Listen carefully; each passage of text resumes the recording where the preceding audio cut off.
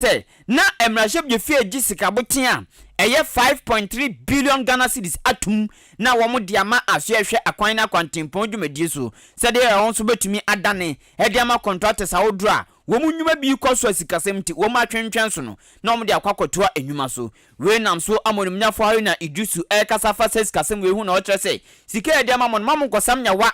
enkoye ho ti se de mo atiase monwa enkoye din ha moni ti se sabi abo aprekesema na mu nkoye din ti se emuma eto atwu no mo korum ko wosobosomo na munya adwuma esanso oman mu ekwanfo pa de ekuen ekwanfo praye papa ukọ kronkito mu ukọ kronkasiemu a ubenhu akwanfo chese okọ ayinkro enkrampo ankasa ubenhu akwanfo eni ntodimnyafo ayi na adu se ekwan eyade bi ase ya etumi boa mo obi odin sika hye adwumam eba krom esanse nipo no tumi kọ ba abiri bia ne ka enkosei ne hyen enkoje agi enkoye hwe eni nti abiri bi oba enti ekwan a enye de osre contractors ne se won sabe kateku anase mpo bia no hu se de oman ko na mie wani na ye adwuma na ekwan no enye papa se de beboa ma omanfo a edidwa woso wo ma etu kwan woso wo ma eboa ni na boa ma sikasem ko ye ma aban no eni nti osi sika kakra wo msaka eye 5.3 billion Ghana cedis enne emraship je fie ade atuma maso ya wo hwa kwan na kwantempon dwumadi so no wo mu som kwam ti sa akode ade kosua soma no na wo nko ye ho adwuma yi.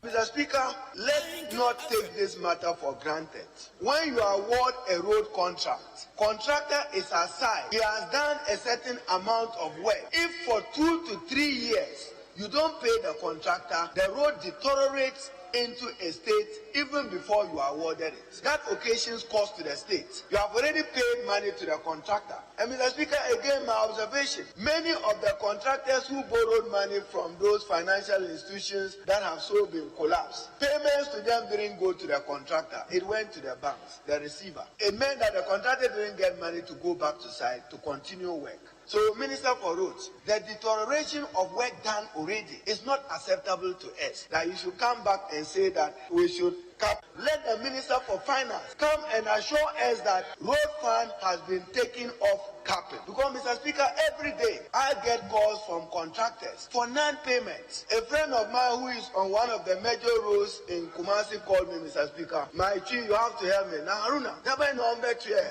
So, Mr. Speaker, the road contractors are saying that when will you pay them? Nti yesi de bia obehu akwankwa do bi na ayifita bi bia nimini ma e wase kire onimnyamfo ayo na adruso onu twi no hwedande da ba amba tua yaka ya ba amba tua yaka nti twi ni papa enti Tamale South abeto ampeso aso a osanso eye minority leader onimnyamfo ayo na adruso ena busuamo tenene no na osan kan ni pain bo tokro no eche onimnyamfo Ken Ofuriato ye Ghana photo samfo se o ka temraship je fie se sikana aba wo mo gi atum diama asoehwa kwan na kwantempon so no eno de one omo ya adwen 2,000,000%. na mom o se enu achi no wo mo mpene amasika bia wo mo nyintum kosi se finance minister ebeba bonten aba kire to se wo omamu a ebrodua sanson anu nti wo mtwetwa mu no wo beba beka wa sempapa bia kire san se ye twa mi sikabotin bi ahwere yen anka ye adwuma anya no so betumi mpo anya betum da ye beka pa kwan anya betum da ye akroso kwanfo yi anya betum da ye achimda mia wodro kwan bi nanso rotosi ye twam ena seskani na enyungu kwa enu nti osi kozi so mbeji ska ofra tum no aja finance minister no eni nimpenufo aba beka bibi papa bi ache wo mo efa rotoso. I rise to speak in support of the motion, recognizing, like many other members of parliament, that access to durable quality roads remains a challenge in my constituency, in Bekwai, and in many other constituencies that are crying for attention for work that have commenced to be completed. Mr. Speaker, ordinarily, I should be asking for us to set aside this report and not proceed to approve it. I hope that the Minister for Roads will be at idem with me. Mr. Speaker, this report should be approved only when the Minister for Finance comes to assure us that road fund will no longer be capped. That should be the position of this House. He should come to this House. That will only approve your budget on condition that he liberalizes and gives you freedom to have access to your road fund. Mr. Speaker, may I refer you to page 14, the paragraph 9.4. The requirement for the road sector is 15.4 billion. 15.4 billion. Eni amutie ya domkuma no ba no dani minority leader. Ono aso ene ye mrahye bidwani mo manfo a e Tamale South abeto ampeso aso. Onumnyafo Haruna Idrisu. Na ene ana Deputy National Communication Team member Manu Patriotic Party a woma chanso de meche NPP amanyekunu woma chanso de eya abo so no. Ose wo ya aboa na so so ani adin a ya na waba. Esan say osoro de on na ye ohene wo emoni na so. Ti ya na wom da okuduro ene eden ene ebibia. Mami aye Jennifer Oforiwa Queen. Jennifer Oforiwa Queen say nyame anum ne granie abusua se onipa ya de osayeyi eya yemfa ya wontoto nsori bi se de okwaso de ma obi be yi aye be bo Nyankopon aba so ana obi be dia danse a se de oyi handkerchief ehihim ede ne ho to no mumrimini no ho na akono keke o se de ye omanfo bi wa so dem no enkebe ya ke nsua sa noma ne bi na sa eni den ne anigye de bo omanfo aba so ewo Yesu Kristo no eya yenye aban bi na NPP aban ebo adwuma pa. Jennifer Oforiwa Queen say NPP aban ya aban bi a empempe brukuma bi mu ensenchani bi a wo mo ye no enwon papa na ochirema o say Ghana for entiase da esan say wo ma adwan wo mtawanta sa na osan to aso ka biem say omanfo be kan nche bia na aban ye say wo mo de Ghana yisika kokko kwakoje fango na wo mo de aba omemu senke be fa sika kwakoto no mum no wo mo de sika kokko kwaje na ya je fango no akwasa tetete no abofunu be di yeso no ye nananom no na ebi ba ekura ne yenim etuo na eda ono mo kwabrane kwadwonso kura che opacho yenim ho hwe enu nti no ene ye de fa yi sika kokko kwakoje fango enu na Jennifer go Queen eche se eya na montuo papa ebebo papa ozi se wu ya to chense fango bebusu omemu no ose be san boa magana esika no sidi no enya nimonyam enya hoden na tumi ene se ayi dollar na sia kan kakra ezan se enya no ne ebetamade akwakoje fango no nemom ya disika kokko ena ekwakoje ose aban tutuye ekoye pa na Jennifer Queen esan to nsam so katere Ghana foni na se wo munya kukuduro ene anigye ne ene den ewo NPP aban mu se sika sema eto apema nwema pagya ko so se wom ti se porta akoko no wo mu hwadu mu se eden ya se do mu de nwema egu akwam no ene besesa amana tia bafom osan to nsam so ka biem se ye wo amanyukwan kase atopemienu ene wo memu NDC ene MPP nanso MPP fokuta tumi ene zvatwuntwa wo mu na ma keke kansem tumfutro go manfoni eno na Jennifer Oforiwa Queen oya Deputy National Communication Team member ma NPP amanyugunu ejese Ghana fo ntie de NDC voka nuom ne hwe Ghana fo. I'm so much pleased with this government because ya bi ade am pesa Ghana 40 asika kra no say some people catch o say be yiwa firi bi mu a mo ani nye besin raw $1 na 11.1 na edane te say ade enkrofo enhwa ade bi say wahwa from last week be pem ne if fu na sesa straight from 18 and say 14.41 it tells you say another case ye betimi the economy na baba gwa yentimi fa ni pankwanya dem back enuni finance minister is yentu no say obi ase empamo no ye did aben jina no so bo aben pin jina no so official stakeholders and comedians say within 1 week na ma boy your party for abaso no ya ne your boss hia ne ye ka we've done justice to this budget for the first time ya year budget we hu adwuma 2022 2023 budget ya dissect ya de no ma ye hu say asem no say na tie now there's one thing in budget na ye nhwe ye gold for oil one of the super thina ye be ye so next year when we start using the gold to get the friends oil na me see we be hu investors be Ghana Ghana for be mu wo ye mo ma be mu bu wo ye ho a wo mo na wo be say they will suffer for it because sure and this for near mo ye they have nothing to offer Ghanaians so they are not only empty but they are dangerous as well. Eni amuti ye aye Jennifer Oforiwa Queen oya Deputy National Communication Team member Manu Patriotic Party metre NPP amanyoku no metwa anwume no nsia kan kase nso no asuguso ya meka wo se wutie ewo wati wasum na wo bala onsensem ya eno penyini bia ba bonten se Jennifer de okan de anya won mi akwam hu dwura adwuri me azade ma cha asem wanwan so de mati bi pa na ansa na mde sani pa kona asem ba batudwa no me pa twa ni dim se bia wutie me so oton bo de se opama de ade bia ye bia na se bia empo dwumadie bi koso ode owo bodan ene ne potem asene aboabo across manso ana prokuma se achia susu aduro awisa batabi empotamia babia na pe baby owo ne beda wanimu nyam enkoto fom te sesabi abo akukọ didi awedi na no twitwiri fom a eya afa no ko B Plaza Hotel Bimpoma Plaza Hotel ezan se sa hotel no bia bi ahyeda ye se ampa awo na ebe ono mu ye mpempi omanfo kasa owo na wi akọ na ni abo eno nti B Plaza so yi sabe no efro no nananom no ya na mpempi ombo no wo nsem ne bi ono ma wo ka na uhunu na ehuniti eno nti se owo na wi akọ na ni abo no osenye no kreda nti bia ya gwom wo no ehwa na gwom so ebititie to ma siesie ono mo kama so de owo ba no betena na ni baji eye B Plaza Hotel timi ka ne ochena empo ubedi dwumasum bi ode artist na eba ana obi bia eya fa no ko B Plaza Hotel ebiem die nti ameka sa ne se oba mbonsem ejina ne naso baabi obe park fidie bi ode be kono ubenya park ne kama sanso ena nyina wan odi njida ne naso pa ejina ne naso abribia emumbu nani ena ka ahya no so se edan ya obeje se okodam bia wo B Plaza Hotel no home appliances bia bi wo say ye fan air conditioner TV fridge bibia ebi wo no mo de de biem ne say edan bia nso ejade ebata ho wo mo no B Plaza Hotel wo mo zimi ganche nwumakuo ana ekuo bia say mo pe ba bia koye nhyiamu awie nkobom mo be fili enwunu no kama mo kansam so bi ntia wo mo conference room wo no mo kama conference hall ayefa nipa makomako aduasa enti mo betumi aba abehan na mo aye mo meeting kama ewo B Plaza Hotel ani dim hwehwe na kira kwan ewa achemo dan udu MTT the police station one mo apɛ twam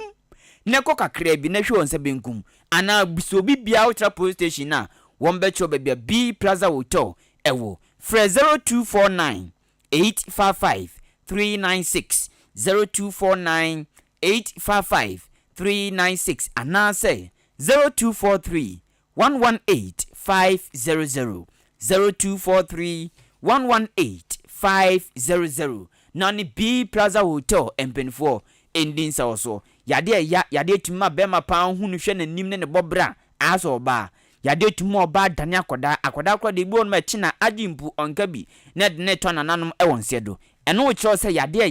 yenti na ho ema yade mfa ho grosa ansa dati bebe mo aso ayehipam sede ukuta afidie ka na fuo san ya na odimika no abawura filling station no akotobi no eno chese no nepe sanso na onipadua no timachu bi ba ho bibi nkoye ovidie mu a baabi a oso okọ Jubilee Hospital esanse wa doctor for a nurse for security for wo mo tini passe wo mani mo tikama se de besi ammo akwaba no eno kwa tumito yade no so enti akọ baabi osom bedwo aboa bi adidi kọ baabi na somdwo no ti akọ Jubilee Hospital na yen hwe yade no hwehwe envidie de ba hwe yade no ahu aposa no hu ade krede kana ebeyira no ni na ebi wo no mo Jubilee Hospital se wo beda wo no mo ana wo kwa asan a doctor fo be gina so ahwe kama oba wa fa afuru ye be hwe ko isi oba no oba wo no atumi adi banche body ofu yi ni na Jubilee fo ebe boa tenetene wo sa de no mo eni dim scan bia pese otwa no uni problem sanso enani ani ho hawo wo mo ani clinical okwa eno so mo hwe etu eni yade ni naase ezeje yade eni mo jabro so Jubilee Hospital for abin wo mpa de biem ne se uko Jubilee Hospital a ekomnde o esanse fruit na ope ana aduane be na ope provision bibia wo bia ya ayarsa bia no na tinu ansa wo kwa akotobi na ode ama oyarefo no ana wo a ode obi kono ana biem insurance ni ye adwuma private insurance ene abande ni na aye adwuma ene diem hwehwe mo kira kwan ewa achem da ufru aboabo na okọ da amantra ensam so no so Jubilee obi aba kiro 0244 575799 0244 575799 and 0241 784 645 0241 784 645 now ni Jubilee for edi ensa so eni diem ebia wo bibi ono apeso kama ni patene brikuma mu ntentama sese bibia be kwa radio TV anam fanse media general na odi afaso na ekone ten de amount to ye businessman awa pie odane ne potem ana bia wo ye nipakuo bi abadwumakuo bi enam dwuma sum bi foforo bi aba be wuram tim peso manfo tiase tia de kora mo yase a ɛyɛ abra radio so ne ma kwan na ka wasem anade bi apeso bonde ru announcement bi apeso ye no nini na o de ba Ahenkan 93.3 FM marketing department no aye krado say ezu to na nzofo modern enu nti de ode ba no ne ebehwe ho na ya ye package kama e de ama ne aboa amanso dwadia o wadaje papa te so ba ten a o chebru nyamo so Ahenkan FM adaroma minya bi susai pa eya no aba Ahenkan 93.3 FM dwumadie no ebekoso ewo ye bia ye mpotam yanum se ye yanum yanum se ye ntia no akai na wahye no so eno ntimi pa cho eya na wa frɛ 0244 so pese ye bon yo monde ru so a 0244 290 093 ena 0554 171 393 ena biem ye besi akan nti mu otim bi wo mpotam ya sei mo so 11 na munim se munim bo pa mo betumi abefa forms ni e free 21st December ene ye da etwa to credit fa forms no Brian kan from never fa forms ni bi enti 24th na mo hia ye na agokansie no ahyehye so ewa aboabo sakasaka park na ayefefefe Ochiman Development Association eyankrankran ku wo mo de boa empuntu na aban so koma han ne kakra aban ogya bibia to no so a woni nte no na wadan so na agwabonten enu nti empuntu de eba eye enu nti ko bia wom so bia tumi bam opama de utwika oyamanyoni oyosofo oyokomfo ye malam ana oye nsemtweni obi bia tumi bam o register 10 cedis ena busumi bia nso obetua 10 Ghana cedis obetumi aba Ahenkan FM aba registration no ana say for 0594 467 029 0594 467 029 na one yen edinsa so afi metwa mensam no so wasuguso ya uti ewo wati wasun odwutwum 17 o kamole ebusia metwa mensam no so na National Welfare Officer Ghana Union of Traders Association Guta Owura Benjamin Yeboa edi atudwa se nyamianum ne kuranie be na wotwe kakra ni no Ghana esidi na nya hoden be ye ohomutichemu aduonum 20% ma ono an hudwa adwunu no enya semketwa na no panyini si waya ohu kwan a sansancheni bai ohu ni pakro ni ntiwa boa ma sese Ghana esidi ni nya hoden $1 no so kofom ose no opa no okire se weni na yensenche na ejesa mpa said the nyoma sikika konsana ya wo mope no na me adetonfo gutafo ne wo meke kanso dwumadi akoso amomemu asomdwe ne oda ewanum se no atumi akoso Owura Benjamin Yeboa nsemo de tudwa no ochichim bebre. Obviously not. We elected this government and we feel that with the right processes we can all govern or contribute to govern this country so it becomes what we all desire it to be. I must also add that government's inability to have stakeholders discuss national issues, not only on this debt restructuring, but on major policies that affect the Ghanaian worker, is becoming consistently unacceptable. It cannot be that policies that are geared towards enhancing the ordinary Ghanaian are discussed without getting the stakeholders involved. It's our belief that if government would open its doors wider for inputs from all stakeholders on national issues, perhaps we can find some solutions to some of the issues. Eni amuti yei eye Owura Benjamin Yeboa oye National Welfare Officer Ghana Union of Traders Association Guta ekonu ewo memu. Me for manfo adwenche ba akumenu bi aba entoso ene akansi wo no mo France ene Morocco edibesie ni di obedi nkunim no na one Argentina kwa akobo di obetoso di obedi kan ene di obetoso mienu die obedi nkugu onne ewo France ene Morocco akansi no no na one Croatia akwakosi akan ti wa obedi nkunim no na watoso miensa wa wani nkunim na ese wonso watoso nan ewo FIFA 2022 World Cup no emu ti ene ye the live comment bebro nti no mesoro so wa bra minute no aduasa abapan wo nunsia pepepe ti memfo manfo adwenche ba ku bia aba ento asoma wo enhiraba nana kwame ono na ekwanchefo pinyo da nhira estate ano owo achim asene dodo na afa no mosquito unyiza oye tactical man papa see you emanhira estate ana oje se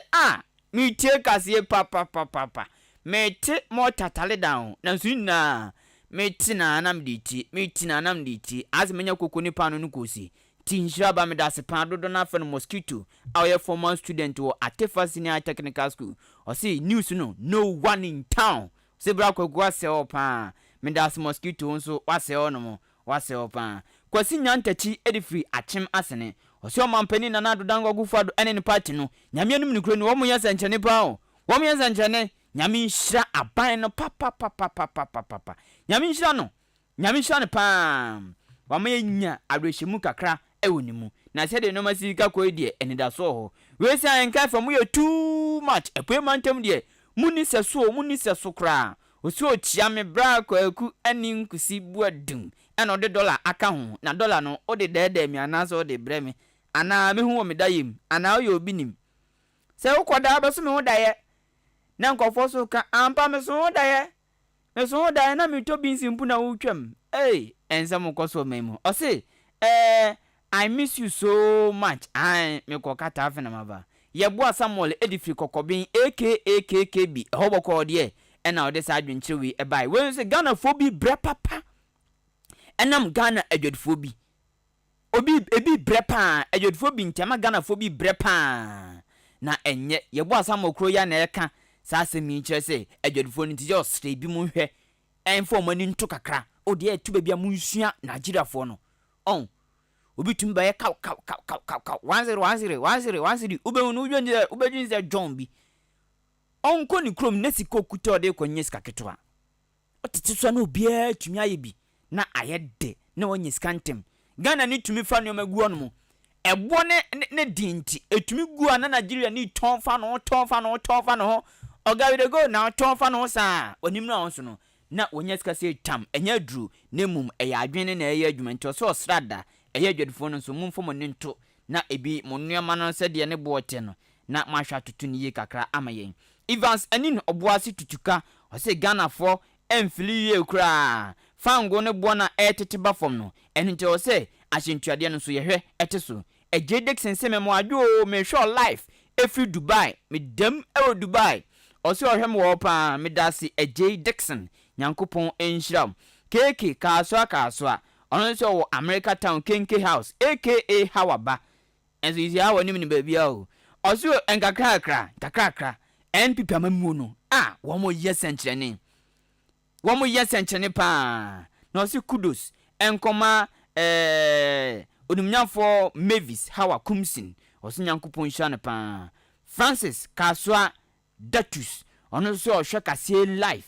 kase life papa na de abane ye no ampa wame onsa ampa oyaban na ampa wamo men na ampa se de sikasem ne si esan sore waka no aso aso da no abupitim no chese asesa prekope fango ne tia na eteba fom dollar no so sidi no enya hoden kama ti aban ya onwade nyankopon hya na pa se John bososo enso de ne de aba John Nyako ezekwaku Mason odi free tema henva afumene so nana Jamfi esimmajo Ghana Jamfi odi free kodie o say December we die enuane abuso Dr. Akoto our food agriculture minister nyankopon hisa pa wa manuane abuso papa wa manuane abuso nyankopon hisa no ono so dia ode bae no kwasi amoni si ohwem live ewo asama kwasi amoni o hwe ono oh wow kwasi amoni esi ohwem live wo asaman kese Facebook live na ohwem o say good news NDC are not ready for power na se dia ban ne ye no aka o machikura ize ko hwe NDC no ejegu o muchim sana kwasi amoni edi free asaman kese aba wo munanzia no mu di omo festival antikron mu ede papa emo ede butu meye na mako we se Kasiebo pa miao do Kwame Taylor kasapa okay ose kasapa Kwame Taylor hoya de mo hoya de radia se papa na DJ Shabu say oma obi happy birthday anidim moma me wish na mano na afi minto apono na commentary for no emra meto mo dwuma so no meto mo dwuma so ɔsi efre abayiwe Precious Akutu ɔwɔ nkɔkɔ ɔsi nyame nhyira ne pam and birthday nyame nhyira ne papa ɔnto no nkɔnem sɛ de n'anim te no behu nipa bi no akeka n'ani atum keka n'ani asisu saa na n'anim ayɛ basa ɔsi wedi ɔnte saa Precious Akutu ɔte n'anim ɔyɛ adwumaden nti nyankopɔn nhyira no na ɔnto no nkɔnem pam DJ Shabu ɛna de sankra yi ɛbaayɛ ti Precious Akutu awɔ nkɔkɔ nyame nhyira ɔnto nkɔnem mekɔ anwumre mi producer Kayo say France and Morocco. One win, predict and win. Live commentary. Eba so. Yebe